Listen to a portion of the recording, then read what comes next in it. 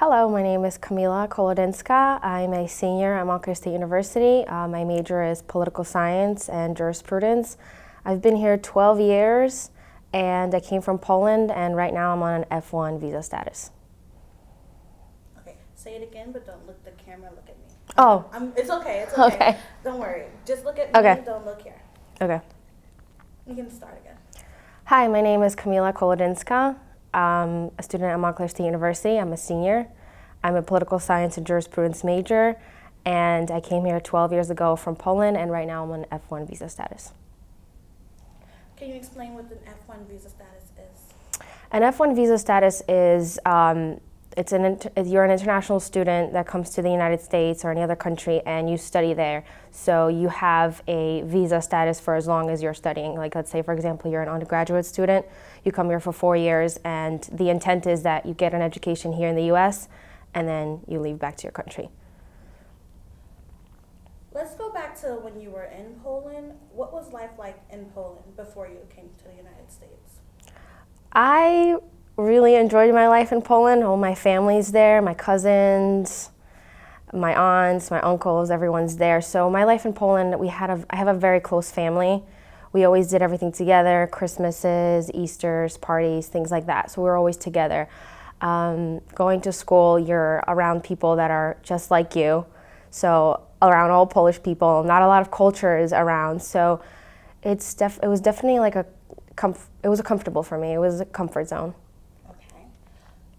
Being that you and your family came to the United States through a sponsor, was it a difficult journey to get here? What was the journey like coming to the United States? It was actually very difficult. When we first in Poland, when we went to doctors and we found out that my sister needed more close medical attention, and the only organizations and hospitals that would give her that attention were in the United States, we had to find a way and actually find a sponsor for us to be able to come here. So it was difficult first trying to find a sponsor, and then the process was also difficult to trying to get visas. We went to Warsaw, and the first time, I remember my dad, they gave him the visa to come to the US, but not us. So my mom was already here, so she came with my sister before us. And then my dad and us, we have to be taken out of school, so we had to be signed out of school first. So we had to leave later after my sister left. So getting the visas was kind of difficult. First we were denied, and then the second time my mom had to find more paperwork and documentation proving that we needed to be with them together as a family unit. Mm-hmm. So it was very difficult to try to actually be able to come to the country. How was the change for your sister, who had a medical condition at the time? It was really hard. I guess it's hard for anybody to leave your home country, to leave everything behind, and especially since she has a medical condition that renders her to be under care, like doctor care for the rest of her life, like checkups and things like that. So for her to come to a country where she doesn't know the language, she really doesn't know what's going to happen to her medically, it was pretty scary. It was very, very different and very distant. Like, she was distant at times to us because she didn't know what was going to happen to her, so it was very difficult. Just restate, when I ask you the question, just restate the question. Okay. So that we know it's your sister. Okay. If you don't mind me asking, what medical condition does your sister have? My sister has neurofibromatosis, which affects her spine, her back, and there's also liquid building up in her brain. So she has like a little robot thing. I don't really know the basics of it, but it takes the water away from her brain so that it doesn't swell up. When you first arrived to the United States, how did you adjust to our culture and our school system? It was it was so difficult for me. I remember my first day in school. In Poland, the first day of school, what you do is you have a nice white crisp shirt on and a skirt or a dress, like a black dress. So it's white top, black dress. So you can imagine that's how I went to school for the first day. And I will never forget this. All the kids were laughing at me, and I didn't know why, because that's how you're supposed to dress to school when you're in Poland, the first day of school. So for me, that was a shock. Second, the language. I didn't know one word in English. I didn't know anything. So I walked into a classroom full of people. It literally sounded, I did not know what they were talking about, what they were saying to me. And it was just really hard. I remember the first day coming back home, I started crying and I told my dad, I was like, I just want to go home. I don't want to be here. These kids are laughing at me. I don't know why they're laughing at me. I didn't like it at all. It was hard. But then after a little while, after a few days, I was put into the ESL program. So I was actually able to be around kids that were also learning how to speak English. So after a few months, I was able to adjust to the culture. And then, the holidays, as the holidays went on, like let's say Halloween, first Halloween. I didn't know what Halloween was at all. So, in grade school, you have like the Halloween parade. The day before, our teacher told us, you have to dress up for the Halloween parade. And I came home and I told my mom, again, I started crying because I'm a crybaby because I didn't know really anything about the culture. So I said, I don't know what this Halloween parade is. I don't know what I'm supposed to, what am I supposed to do? What am I supposed to dress up as? I don't know. So I remember we went to, I think it was either CVS or Walgreens, and we tried to, we found one of those witch hats. We got that, and then my mom went home with me, and she actually helped me, she got this, really old dress that she had, and we put it on, and it was black, and we made me look like a witch, and that was my first experience with an American culture, American holiday, so it was pretty cool. How about, I'm sorry, we did that one already.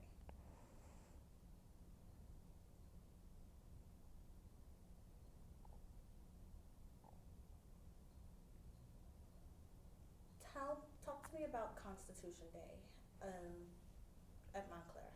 So Constitution Day at Montclair actually happened on Constitution Day, which was pretty cool for the first year. At first, doing Constitution Day, I signed up for it initially, and then I took a step back and I thought to myself, whoa, I've never really talked to anyone about my status and about my experience as an immigrant. So I talked to my professor, Professor Drake, and I said, I'm a little nervous about this. I haven't really told anybody about my situation and my status. So then he reassured me. He told me what we're going to go over. And then the day of, I sat there and I watched the expert panel. And I had this overwhelming feeling. My palms were sweaty. I was just like, I don't know if I'm going to do this well. But then I got up there and moments before, I thought to myself, you know what, I'm just going to tell my story so that people know what it really is like to be an immigrant in this country, that it's not as easy as people think it would be. And I just pretty much spoke about what my experience was as an immigrant. And to me, it was very important because it was probably the first, like I said, it was the first time that I've ever talked about it. So to me, it was like a healing experience because I did mention on Constitution Day that my experience as an immigrant was pretty negative. I mean, now I'm on F1 status, so I didn't get a green card. I'm an international student, so talking about that in front of all those people was very therapeutic for me, and also having them know what it really is like to be an immigrant was rewarding for me. Did it ever occur to you that you might have to go back to Poland growing up in the United States? As a child, having that sponsor and being sponsored, you always thought, my parents tried to shelter us from knowing, that the process is very long and that it's going to take years before. So it didn't really occur to me that we had to go back, because as I got assimilated with the culture in the United States, it didn't even occur to me that I could go back, because I've become so part of the US culture, and I had friends here, and everything was starting to fall into, right now everything starts to fall into place. You don't really want to think about, maybe I'm gonna have to go back, and what am I gonna do? I'm gonna try to rebuild my life again. So I definitely haven't even thought about trying to, having to go back and rebuild my life again. So definitely I haven't thought about it.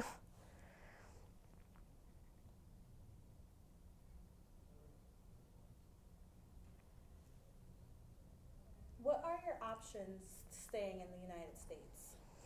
Okay, so right now I'm an F1 international student. Like I said, I'm on an F1 visa. And I have my status until I finish my studies. So let's say I'm a senior now, so I'm gonna finish in May of 2014. After that, I have the option of doing OPT, which is optional practical training, meaning that I would have to find a job in my field of study, so political science or jurisprudence. And if I can find a job, then I can get the work authorization to work here for 1 year.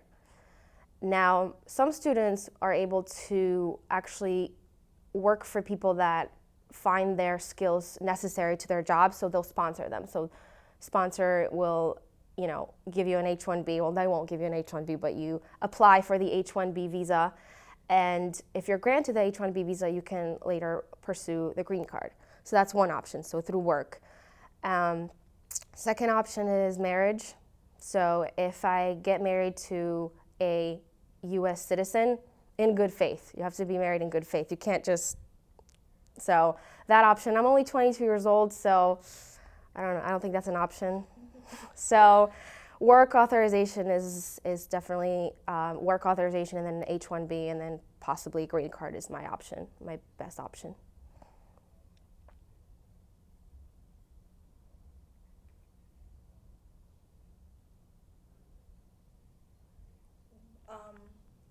If these plans of yours do fail through and you're not able to stay in the United States, what would you do to prepare for the move back to Poland? First, I guess, denial. I would have to come to terms with the fact that, once again, I have to, like I said before, rebuild my life, start everything over, because the thing is, I haven't been there in 12 years. I have not been to Poland in 12 years. So I haven't seen my cousins in 12 years. I haven't seen my family in 12 years. I haven't been in school there. The school system is a little different. High school is a little different. College is a little different. I don't know if they'll take my college degree there. It's a lot to think about. So the first thing I would have to do, I guess, is just, where am I going to stay? Because my parents are here. So where would I stay? Maybe with my cousins. And then second thing is, where would I work? Would I go to get a master's degree? What does the master's degree entail in Europe and Poland? So it's just a lot of little things fall together. So it's like this huge overwhelming feeling of, what am I going to do with my life? How am I going to get a job? How am I going to be able to afford things? And it's just, right now, even thinking about it is just making me very nervous to think about it. So I'm thinking, positive thinking, perhaps I will get that work authorization from a sponsor, and then work authorization, sponsor, and then a green card. So I don't even want to think about having to go back to Poland, because like you can see, is just a lot of things that people don't think about, you have to think about. So getting a job, where am I going to live? Am I going to go to school later? Because I do want to get my master's, I just don't want to stay on a bachelor's, so getting a master's. And I only speak Polish to my parents and my sisters. So although my Polish is good, it's not as good as the people that live in Poland. So thinking about that also. And then schools in there, most of the schools there are conducted in Polish. So where does that leave me? I would have to go get my master's degree in Polish,